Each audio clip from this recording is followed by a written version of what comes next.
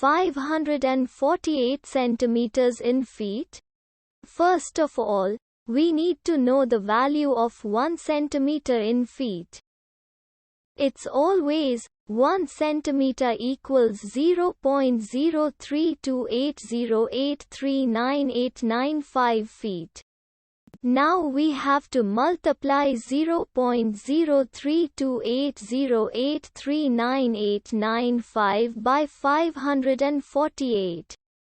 Therefore, 548 centimeters times 0.03280839895 feet equals 17.9790026246 feet.